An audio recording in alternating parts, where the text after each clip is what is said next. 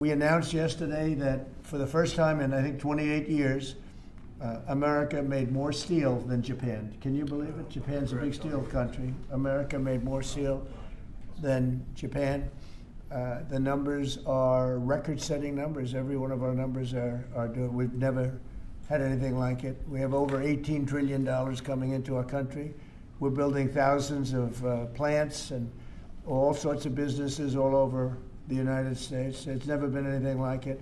$18 trillion investment. So we have over $18 trillion being invested in the United States of America. The record was $3 trillion 10 years ago, not by us, by another country. And we're going to do 18, and I think the 18 is going to go higher. We're just looking at 11 months. The 12th month hasn't come in yet, but it's going to bring us over 18, maybe even hit 20. So you have 18 to $20 trillion coming in, and we've never had anything like it. We have a record we just set, as you know. The S&P 500 just set a new record, 7,000. Nobody thought that was possible in this quick a time. They thought maybe at the end of 4 years or 5 years or 6 years. But we did it in the first year. And we had 48 stock market highs, Roger. So Roger's a big beneficiary because he has a lot of stock. But anybody that has stock, including people with 401ks. So the economy has never been like this. It was just announced that crime is at an all-time low. Best numbers on crime in the recorded history of our country, and the lowest numbers of murders in the history of our country that we have. Recorded history goes back 125 years. That's not bad. And a lot of that is because of the fact that we have a closed border. We've taken out thousands and thousands of criminals and murderers and drug dealers and everything else. And we've either brought them back to their country, or in some cases we have to put them in our jails because we don't want to have them come back. And so we don't want to just bring them back to their country and then they maybe come back. Despite our border, they're pretty sneaky, pretty smart. So we're doing things that nobody's ever seen before. The country is really in great shape. We have a large Armada, flotilla, you can call it whatever you want, heading toward Iran right now, even larger than what we had in Venezuela. It's still in front of Venezuela. The Venezuelan situation, the leadership is doing a very good job. We're very happy, and we're getting along very, very well. And we're inviting countries of the world very shortly. They're going to be starting to take the oil. We're going to be heading that with the country, and it's worked out really well. We're now sending actually a larger number of ships to Iran, and hopefully we'll make a deal. If we do make a deal, that's good. If we don't make a deal, we'll see what happens. But this is going to be exciting. So I'm going to ask, and he really is a legend. He's a great man. I've known him for a tremendously long time. I refuse to say we were both young. Now we're both a little older. We refuse to say old, but we're a little older. But Roger Penske is the chairman, as you know, of Penske Corporation. He's got everything you can imagine, mostly, I think, to do with automotive. And this is a really amazing time for us as a company to support the 250th anniversary for the country. And there's no better way for us to bring automotive and speed into the DC area and to have the opportunity to be able to compete here with our IndyCars. As you know, we own the Indianapolis Motor Speedway, and we're taking that history of over 100 years and the speed and what's taken place there with the different manufacturers and bringing it here to this race will be amazing. Certainly the Freedom 250, when you think about it, it's just a byproduct of what the President has done during this year. And this will be an event, obviously, in August, which will make a huge difference. And we're excited. Be areas for people to see. Most of the grounds will be free. So it's going to be an economic benefit to the area, to the city, and obviously, with our Fox partner, Eric Shanks, will be our media partner. And believe me, what they did for us at Indy this past year, they're going to take that and put it on steroids, really, and take it to the next level. So thank you, Mr. President, for allowing us to come into your city. That's so great, Roger. Thank you. Great man. Eric, I'd like to have you say a few words. He's done a fantastic job at Fox, and he's really excited about this, and I know they're going to lay it on the line. Eric, please. Sure. Well, thank you, Mr. President, for having us here today. Big shout out to Secretary Duffy. This project was kind of on life support until you stepped in recently and got us here today. Secretary Burgum, your team has been absolutely incredible. Explain how many times you came to Washington trying to do this. I think Bud came here 81 times. 81 meetings I had in Capitol Meeting Hill. with senators, meeting with people at the Capitol, and they all wanted it. Everybody wanted it, but they couldn't figure it out. It was crazy. 80 some odd times. That's pretty amazing. So go ahead, please. Right. Well, it's a real honor to be a partner with Roger and IndyCar. And at Fox Sports, we do the biggest events in sports. This year we have the FIFA World Cup that we'll be celebrating here as well. And then dovetailing right after that, to be able to celebrate America's birthday on Fox is an absolutely incredible honor. And everyone at Fox Sports can't wait to see exactly how this is going to unfold and bring it to life. So, Mr. President, thank you again for signing this today.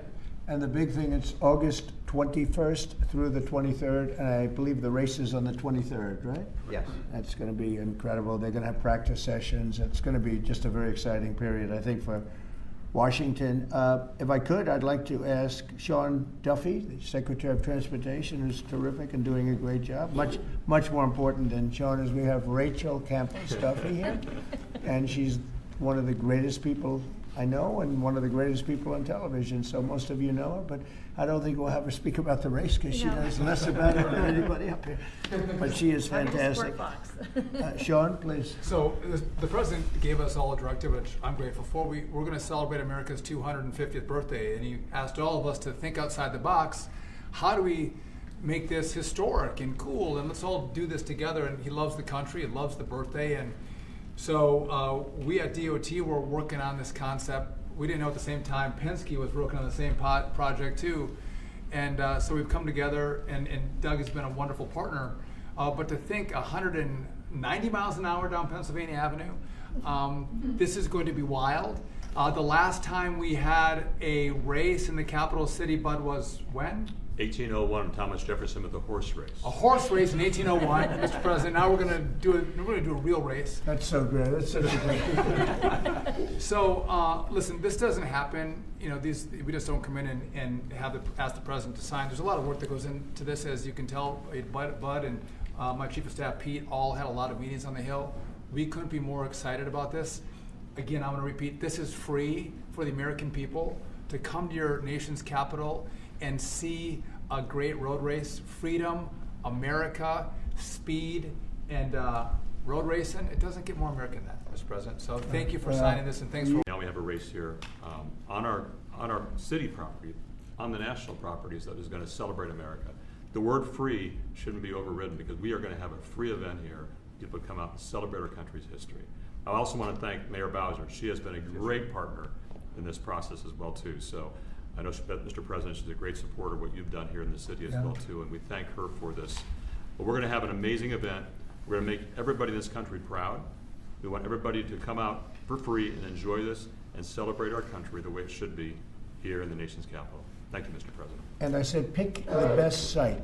It's very important. Pick the best site. Don't go for second or third, because there's a lot of different routes. I said pick, even if it's more difficult to get approved. Pick the absolute best site. And they were actually looking at another site, and when I said that, they said, well, the best site is this site, the site we're doing. I said, let's take a look at it, and we think it's the best site too. It's actually better than the original site they were looking at. But if we're going to do it, we want to do it right. So this is going to be something in terms of the road width, the crowds, and everything else that we can all. The best site, one of the best sites I've ever seen, actually, and it'll be beautiful. So I'm going to sign this, and if you have any questions on this subject, that'd be great. We just named a new Fed chairman today. You know that? He's a central casting. He's like Roger Penske, central casting. You know him, Roger? Very good guy.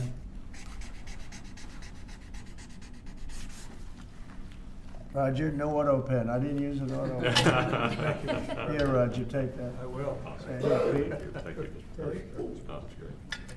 Here you go, my man. I don't want to sign each letter. You know, they sign each letter. They hand pens. I used to watch these presidents. One letter. You got to see what it looks like at the end. Never looks too good. Here, Rachel, take that. That's for your team. Thank you. Congratulations. This is really exciting. Thank you. Really good. You have any questions about? On your Fed chair nominee, since you just brought it up, did Kevin Warsh commit to you that he will push to cut interest rates if he is confirmed? No, but we talk about it, and I've been following him, and I don't want to ask him that question. I think it's inappropriate, probably. It probably would be allowed, but I want to keep it nice and pure. But he certainly wants to cut rates. I've been watching him for a long time. Senator Thomas, Did you have any concerns about his hawkish history of pushing for rate hikes? He's going to want to do the same thing. I think that, yeah, I've had times when I think you've had to really have rate hikes too. But he's very smart, very good, strong, young, pretty young, and I think he's going to do a guy. I mean, he was the central casting guy that people wanted. Kevin was great. I tell you what, I met numerous people. Every one of them were fantastic, really fantastic. I wanted to keep Kevin here, and I thought that I called Kevin 1, Kevin 2, and we have. I said it's going to be a Kevin, but you know, Kevin really has been fantastic at the White House. You all know him. You know him very well, and so we have Kevin W. Are you concerned, Mr. President, about the confirmation hearings? We've heard No. Senator Tillis. No. You think with the DOJ investigation? This is in the whole country. I would say that this was the perfect candidate. This was not a surprise or anything. This was the man that's most qualified. Top student, best schools, everything was like perfect. Youngest person ever to serve on the Fed. Got the whole package. Looks don't mean anything, but he's got the look, right? Roger, looks don't mean anything, but if they have the look, it's okay. But he's got the whole package, and I think he's going to do a great job, and he loves the country. Mr. President, why are you Will you speak to Please, in the back, yes. Are you giving Iran any kind of deadline to make a deal before potentially taking Only military they action? know for sure. Have you communicated that to them Yeah, directly? I have.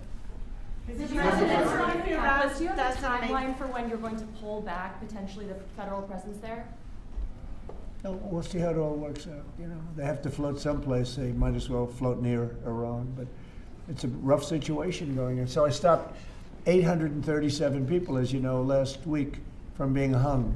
They were going to hang 830. It was all set, and I mean, I'm looking at the people behind me. They're saying, "What kind of racing's a lot nicer than that?" Right? They were going to hang 837 people, and I told them, if you do it, you're going to pay a price like nobody's ever paid before. And they pulled back. I appreciated that.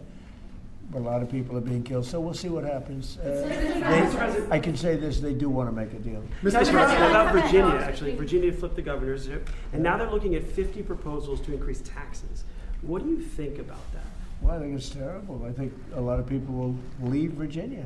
I saw that. Look, Glenn was a friend of mine, Glenn Youngkin, and worked so hard on cutting taxes. This woman came in, and in one swoop, she raised everything up higher than it ever was. I don't understand it. I mean, people voted for Democrat, but she came in and she raised, and I'll work with her like I work with everyone else, but she came into Virginia, raised everything to a point like taxes that nobody ever even heard of before.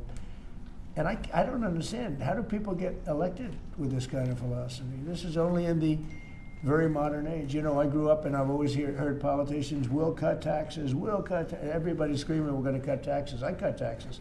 I gave you the biggest tax cut in the history of our country, in the great big beautiful bill. No tax on tips, no tax on Social Security, no tax on overtime. Interest deductions, Roger, when somebody buys a car, they can deduct the interest if they borrow money. That's the biggest thing in terms of the car business, right? American-made ones. Correct. So we have, you know, I give tax cuts and they give tax increases. I don't know how they get elected. They get elected because they cheat. You want to know the truth? If they didn't cheat, they'd have no chance. They have horrible policy. Transgender for everyone. They have the little thing about open borders so that the world's prison population and mental hospitals can be emptied into our country. It's just a crazy, men playing in women's sports. Roger, are you a fan of men playing in women's sports? Only as a bettor. If you'd like to bet, if No, I don't bet either. you're not a big fan. I don't think so. I don't want to get him in trouble, but I think he joins in 99% of. They say it's an 80-20 issue. I think it's maybe 99. It's 99-1. Mr. President, why are you suing your own administration and the IRS? Why are you suing? Who are you with? I'm with ABC News. You're a loud person. Very loud. Let somebody else have a chance. Can you answer the Wait a question? minute. Why are you suing ABC fake, IRS? ABC fake news. You're suing. Go ahead. I Can didn't call answer? on you. Go ahead, please. Go ahead. Go ahead. Right here. Yeah. Do you think the upcoming talks? ABC, by the way, is truly one of the worst. Go Do you ahead. think the upcoming talks between Russia and Ukraine stand a chance without Yeah. U.S. envoy Witkoff and Jared Kushner there? I think they stand a chance. We've been trying. I've ended 8 wars. All of them I thought were going to be maybe tougher than this one. But Zelensky and Putin hate each other, and it makes it very difficult. But I think we're getting very close to getting a settlement. Hundreds of thousands of people, mostly soldiers, have been killed. Last week they lost 29,000 people. Last month they lost 29,000 soldiers. Can you believe that, fellas? 29,000. You lose one race driver, and it's a big deal. 29,000 soldiers in 1 month. 27,000 the month before. I think that we have a good chance of getting it settled. Yeah, ma'am, please. Mr. President, on the Warsh nomination, what is your strategy for getting past the hold that Senator Tillis has on this process? He said he won't allow. Well, that's that kind of thinking is why he's no longer a senator. He's going to be out of office. It's too bad. I always liked Senator Tillis actually, but he did some things that were not smart. And whatever, I mean, if he doesn't approve, we'll just have to wait till somebody comes in that will approve it, right? So that's it. But I saw that he wants to be an obstructionist, but we have a lot of obstructionists. I've had a lot, and we've created the best presidency maybe ever. Yeah. A follow-up. If Iran doesn't make a deal, is your plan to replicate there what you just did in Venezuela? I don't want to say that. I don't want to talk about anything having to do with what I'm doing militarily. But we have a tremendously powerful fleet there. We have the most powerful ships in the world. We have the most powerful military by far in the world. We showed that on numerous occasions. I mean, I rebuilt the military in my term. If I didn't, I wouldn't, I think, be able to say that. But I rebuilt the military, the entire United States military in my first term. And now we're building it bigger, better, stronger than ever before. I'm adding to it. We're adding something called a battleship. You would find this interesting. You know the old-fashioned, beautiful battleships? And we're adding up to 25 of them. Each battleship is 100 times more powerful than the battleships of the 1940s, those big, powerful ones with the guns, because of what the ships carry. But we're going to build 10. And then we'll see how we like them, and we're going to go and do another 15 after that. Could be up to 25 battleships, 100 times more powerful. Can you imagine that? And it's peaceful strength. We don't want to use them, but if we have to use them, we will. Mr. President, on the Fed, should the DOJ continue with its investigation into Jay Powell? That seems to be a sticking point for Senator Tillis. Well, he's got a building that, I build buildings, and I build them under budget, ahead of schedule. I build them, but they're within reason always. And this is a small little complex that's costing billions of dollars, most expensive job per square foot ever built. And it's a little complex. It's a little Fed complex. I built the hotel on Pennsylvania Avenue, and I built it for around $200 million. And it's bigger than that. They're spending many times that amount to do a renovation of a building. I've heard numbers as high as $4 billion. $4 billion to build a building. I could have renovated that building and fixed it up, made it beautiful for $25 million. They're going to spend close to $4 billion on it. So it's either gross incompetence or it's theft. Somebody's making money, because you can't spend. It's more per square, and you have half a building there. You have the structure, you have the exterior skin that they're not changing much. They're building a building, and they're spending almost, I'm hearing numbers of between $3 and $4 billion. It's the most expensive structure ever built per square foot. So he's either incompetent, or he or somebody is a crook.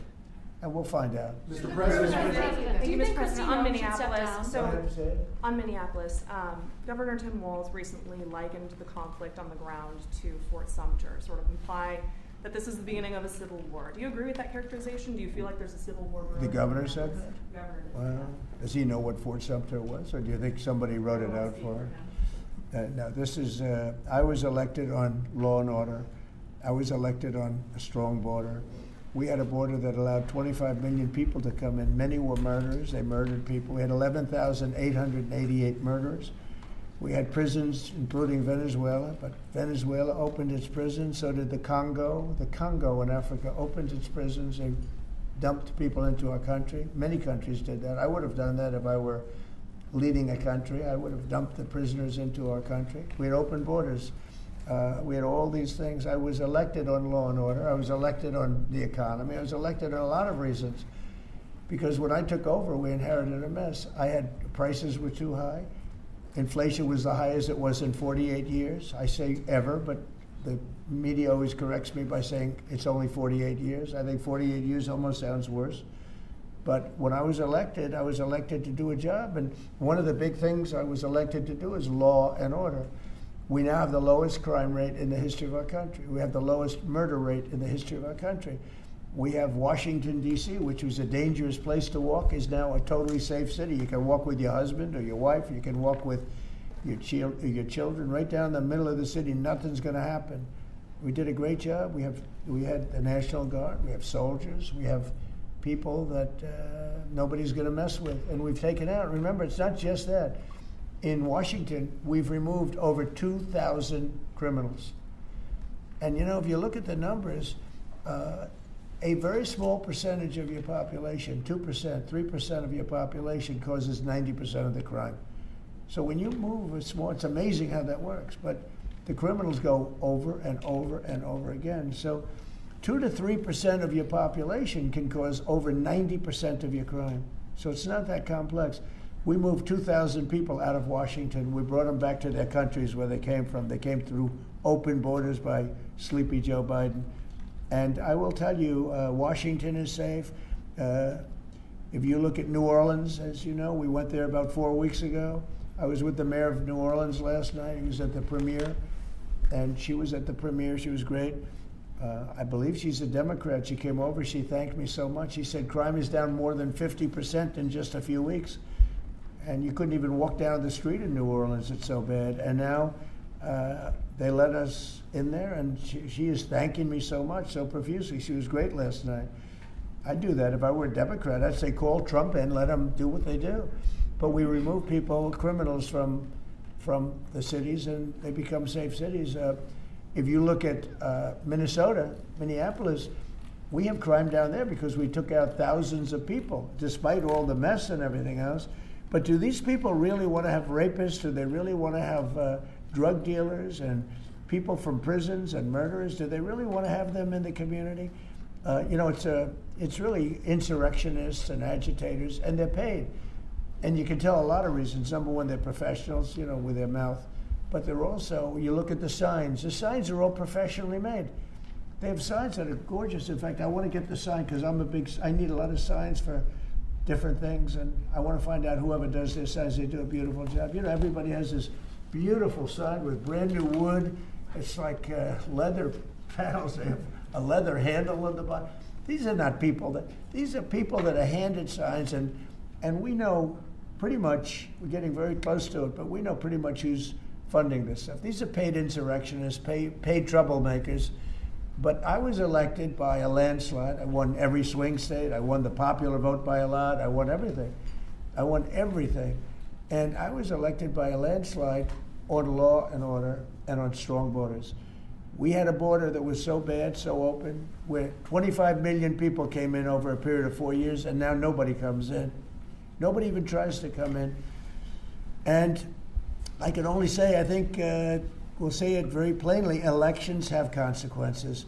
The people want law and order. And we have a silent majority. You know, we have a silent majority of people. They don't go and riot and everything else, but they like what we're doing. They like having a safe city.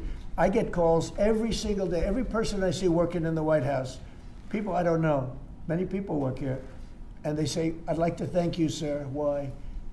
You've made Washington so great. We walk to work. They walk to work. You people know it very well. You walk to work now. You used to take an Uber or a taxi or something, and you even felt like in danger there. Every person in this building, I mean, virtually every time I see somebody, they thank me. Because a year and a half ago, they lived in hell, and now they can walk to work, and they're totally safe. Nothing's going to happen. And if anything did happen, the person that did it would be living in hell for a long period of time.